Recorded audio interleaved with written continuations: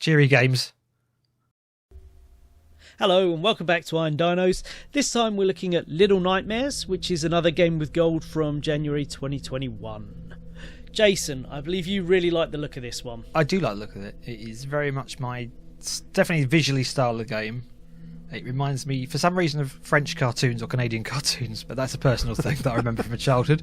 It's quite dark, and from a puzzle point of view, it's exactly the sort of game I want from games with gold, really, to be honest, because I like a little short puzzle game that I wouldn't necessarily buy to just appear and be something that I could just while away an evening or two on.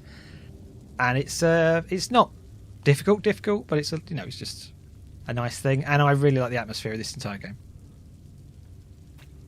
Okay, so did you play a little bit of this, or this is my recording, guys? But did you play a little bit of this, or have you played? I've played about an hour and a half of this game. Oh, okay. Which took me about... I didn't play quite that much. Halfway through the second level, I think. So, yeah, but you might have rushed through more than I did. I think I sort of dawdled quite a lot and explored the secret rooms and trying to find the hidden things and whatever. Well, actually, I'm going to... Oh, I might as well get this right off the bat then.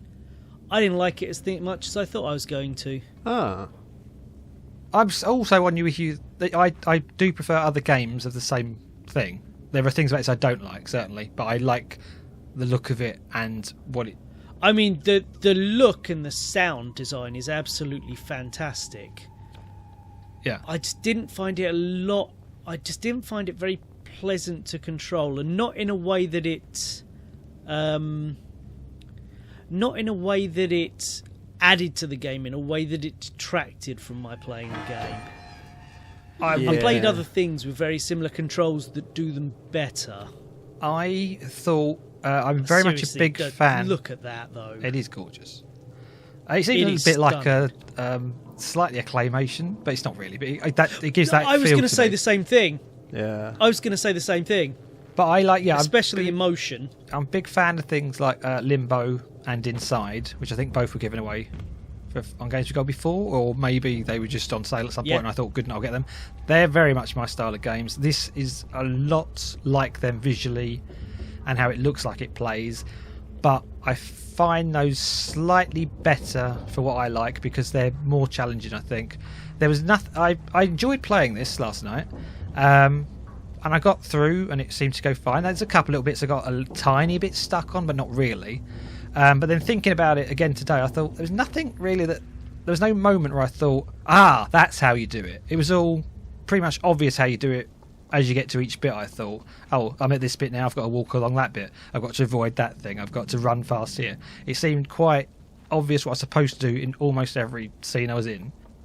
And when it was tricky, it nearly always turned out, oh no, I was doing it right. I just didn't react the way I wanted it to. And I think in Limbo and Inside, maybe it's more because it's a 2D world, whereas it's more 3D and you can go slightly off what you're facing. It doesn't quite always clip onto what you want to grab hold of, or you might jump off the wrong thing and you think, I'm not supposed to do that. And then you do it again, you go, I was supposed to do that. The game just didn't do the thing I thought it was going to do. And I'll tell you something else as well. Yeah. With jumps like this, I found myself playing it like Human Fall Flat. I'd hold up as well as the grab mechanic and then the jump to pull myself up. This is obviously a quite dark and despairing motif which goes throughout the whole game. Well, that's the bits I've played anyway. Along with your thing of it being easy, I didn't feel... I understand you need to teach people the mechanics and what you're doing. Yeah. There was a level of foreboding, but there wasn't a level of threat. I tried to set fire to the toilet paper. I did exactly the same thing. There wasn't a level of threat early on, and we get to later in the video. I show something that I thought, this is the game I thought I was going to be playing. Yeah. But for the most part, it's not again, I didn't dislike my time with it, but I don't know if I'll even go back to it. I wasn't anywhere near as engaged as I thought I'd be. See, I've really loved it. I've played about, I'd say just over an hour. I absolutely loved it. I loved trying to find them little gnome characters that you just saw run across the screen then. Yeah. I loved finding them, finding little secrets. I found about 3 of them. I managed to not catch any of them. By this point, I've hugged a few of them. Yeah, you got to hug them, and then you get them. They sort of try and follow you about a bit. They do, and if you do a little jump, they do a cute little jump as well. Yeah. And I kept just standing next to them jumping. I wondered if that was friendly. I did the same. I was like, I'll test what this does. It was not. It kills me. I just legged it. I was like, no. So this is a bit was coming up now that I got this. I probably spent more time on this bit than any other thing, and all you've got to do is run to the door. And I was trying to overthink it and do other things and climb on that thing in the middle. And because I got to the door, and for some reason that push the door didn't work the first time, so I just assumed, the door's locked. I've got to do something else. I never went back to the door. So this is a straightforward, simple puzzle. I like this one. You could you instantly get there. You know exactly what you've got to do, and then I quite liked that, but the next thing is finally what I thought I was getting. Okay, yes. Oh yes, yeah. That is what I thought I was getting with this game. That creeped the fuck out of me. Like, literally, my character's not moving because I was too afraid to move for a few seconds. I was like, I do not like this. I don't like where it's going. I can't let it touch. And then I started running because I was freaking out. And I was like, oh god, what's happening?